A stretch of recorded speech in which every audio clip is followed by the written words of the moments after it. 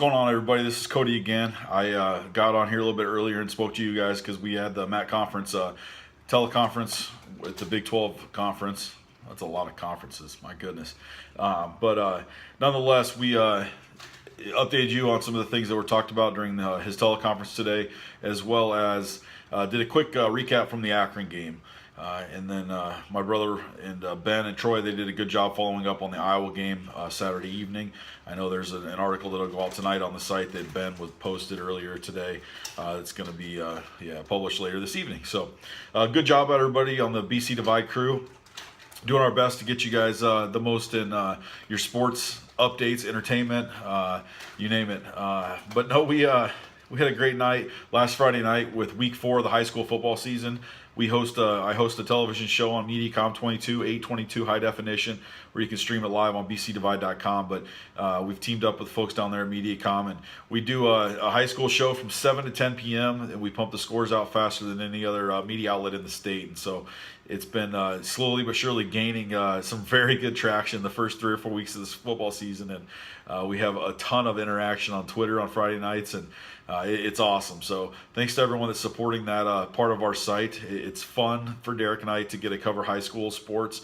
It was a huge passion of ours when we were in high school, and we know that the dedication is someone myself who spent some time coaching. I know the dedication level that's required to run a successful high school athletic program, and those guys deserve some attention, and so we're doing our best to give that to them. But a couple updates here just for the week.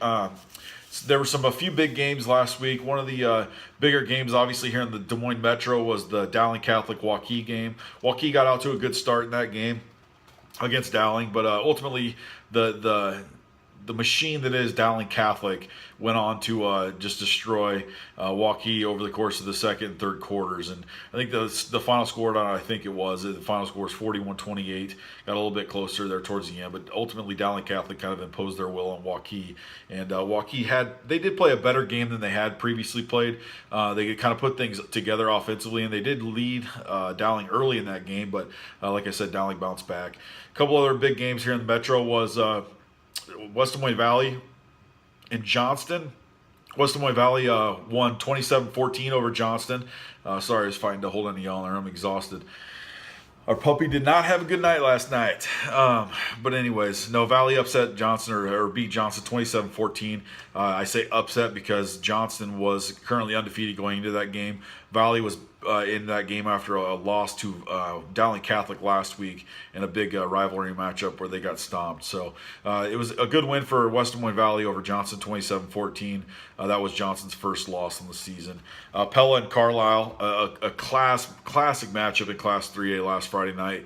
This Carlisle team, they were my upset pick of the week last week for high school football, and it's just the confidence I had in this team. They were averaging over 50 points per game. They are first in Class 3A scoring for all schools in scoring. They've scored 177 points now through 4 games, averaging 50 points a game through 3 games coming into this Pella matchup. So it was a big game. Ultimately, they started out hot. I think they led Pella 21-8 at one point in the first quarter, but ultimately their defense couldn't get off the field, and Pella went on to win that game pretty handily by I think only giving up 7 points to Carlisle in the second half, if that. So big win for Pella. That improves them to 1-0 in district play. After their loss, they have one non-district loss to DCG this year. So good bounce back game for them. I guess that'd be 2-0 in conference play because they beat up on Bonnery for the week before. The other game would be Ankeny Hawks. Got their first win. Congratulations to them. I know it was a little hard on them on Friday night on the television show, but just a little under-impressed with them coming into this week. So to see them get the win against Indianola this Friday night to improve to 1-3 on the year, I'm happy for them. It's a good thing to look forward to for them to kind of push forward and pursue throughout the rest of this season. On the other side of town, the Ankeny Centennial Jaguars are injury snake bitten. They've got kids riddled all the way over that team, inside, outside, you name it, over the top. They got kids that are out with injuries right now, and these are kids that Coach Pizzetti, Ryan, and Jerry both have relied on heavily for some key, scoring and defensive stops and special teams. Sounds like Penninger, the Iowa State recruit, or excuse me, the Penn State recruit, is possibly has a torn ACL, and his season's likely over for the Centennial. But nevertheless, Southeast Polk smoked them. It was 34-7, and it's really a shame because. Ankeny Centennial had a lot of expectations coming into this year, and to barely get past Roosevelt, and now to lose to Southeast Polk, it unfortunately looks like it's going to be a rough year for the Jaguars. But good game over on the eastern side of the state. A couple of them actually. My alma mater, Benton Community, lost to Decorah. That was a Decorah team that came in undefeated. Benton Community came in with one loss to Cedar Rapids Xavier. Benton Community struggled to stop Decorah all night long. Struggled to put points up. I think they end up losing by 2 or 3 touchdowns, but they'll drop to 2-2, and it sounds like Decorah will. Well, not it sounds like they will. They will continue their undefeated streak at 4-0. The final game that I have, I wanted to mention real quick is shout out to Pat Anger. Guy's a stud. He tweeted something yesterday on Twitter about I don't know, he's going to play ball with his boys up at the football, and we've talked to Pat a couple times just in messages and stuff, and he's a good dude. But I tweeted something out along the lines of, it's fun to see former athletes, college athletes that we grew up idolizing and watching. It's fun to see them be good dads. And then I said something along the lines of, little do his kids know how many dads out there, not myself, but I'm sure there's plenty of others, but just really appreciated watching Pat play and the way he played. But and then he tweeted back, he said, not only does he teach him how to play some ball, he said he taught him how to swear and cheat, he said. So it's Pat being Pat. But Pat's on the Bettendorf football staff over on the eastern side of the state, and they had a big win over Pleasant Valley. Dropped Pleasant Valley to 3-1 on the year, gave them their first loss of the season, and Bettendorf improved to 3-1 themselves. So big win for them. One notable thing here, when we talked about West Des Moines Valley or Dowling earlier, they are currently number 2 in the entire state for total yards and points, I guess. And so, hold on, let me backtrack on this real quick. Through 4 games, West Des Moines Dowling has 2,011 yards of total offense, okay? And so that's notable because they're 6th in all classes. So there's a plethora of teams this year, and I'm sorry for messing that all up, but my mind ran a little bit on that one. But so there's a plethora of teams this year that played a week 0 game, right? Because of some scheduling conflicts, some schools that consolidated and things of that nature. And Dowling Catholic is number 2. So if you eliminate all those schools that played a week 0 game, then Dowling sits number 2 right now with total yards on the season. And above them is also a team, actually, surprisingly, so 5th in the state. And then the top 4 are teams that played a week 0, so they should have more yards. But Don Bosco would be the number 1 team in the state right now for total yards for teams through 4 games only. So it's just interesting to note because obviously the teams that are putting up a lot of yards are the teams that are winning games. And I guarantee if we jump to the other end of the spectrum there and kind of looked at things from the defensive standpoint, that these Don Bosco and Dowling Catholic teams are teams that are not allowing a whole lot of yards themselves either. So the success definitely happens for a reason. But looking ahead to this week here real quickly, Class 4A, it's really an underwhelming week of games. I'm kind of disappointed, but at the same time, I'm kind of happy. Friday's my birthday, so I'm going to spend, obviously, the time necessary and needed to produce a good show and be on a good show on television on Friday night. But ultimately, at 10 o'clock, I'm going to get out of there and kind of go celebrate things. So Class 4A this week, the Hawks will play Hoover, Lincoln, Centennial, Johnston, Des Moines East, Valley, Fort Dodge, and West Des Moines Catholic will play Sioux City West. So some pretty underwhelming games in Class 4A around here, the Metro.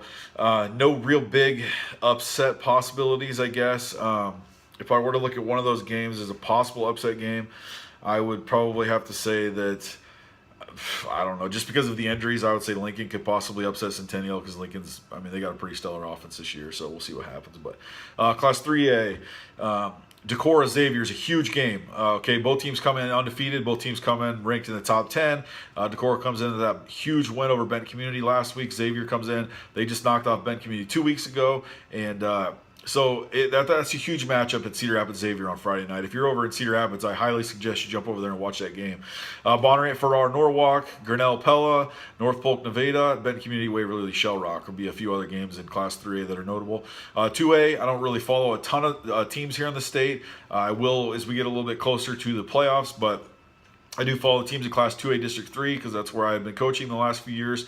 But Roland Story Sadell is a big game this Friday night. Sadell comes in 4-1, and they are one of the teams that have played. That 2A District 3 are teams that played a Week 0 game. So that Roland Story Sadell game, if Sadell wants to make it to the playoffs this year, which some of those senior kids, a lot of those senior kids really, that's a goal of theirs, not just the seniors, but a large amount of kids on that team, that's a goal of theirs. This is not a game that they can just let slip. Okay, this is a tough Roland Story team, and there's a lot of a game last year at Roland Story that we lost, and the kids need to learn from that experience, come out and ready to play. So this Roland Story game against Sadell Friday night's a big game here locally. Some state leaders here, real quickly. Passing, Byron Jarrett, Hoover's quarterback, has thrown for 1,400 yards. He's leading all classes, all kids. He's the man. He's a stud. He's a heck of a quarterback. Good passing quarterback. He has good fundamentals, good footwork, and he's fun to watch for this Hoover team. He needs some help around him, but he does a good job. Rushing wise, Webster City's got a kid, Zane Williams. He's a senior this year. Through 4 games so far for Webster City, he has amassed 934 yards and 12 touchdowns. Zane is on pace to have, he's not going to break Trent Johnson's record by any means, but Zane is on pace to have a great year up there for Webster City. Receiving, Travis Lindemoen. He is a kid out of Baxter. He's a senior. He has 625 yards on 12 touchdowns. Okay, you guys do the math. He only has 25 catches on the season.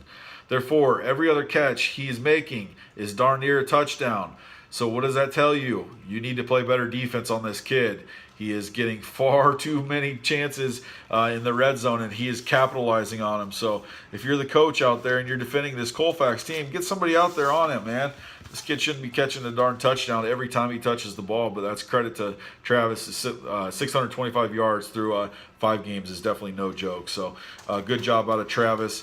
And last but not least here, we kind of move forward to this Friday night. Like we mentioned previously, it is some pretty underwhelming matchups, but we're going to continue to do our best at BC Divide to give coverage and get the high school kids in some spotlight areas where they deserve some attention for all their hard work. And we'll do our best to get you some updates Friday night. And like I mentioned, if you haven't been a part of the Friday night show yet, jump on this Friday night. The live feed you can watch for free if you don't have MediaCom is available on our website at bcdivide.com.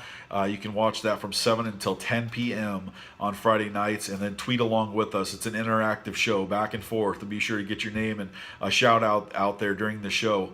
We're pretty good about that. So jump on to Twitter, it's at bcdivide.com. Facebook, just search BC Divide, or jump on to bcdivide.com. Create yourself a free account.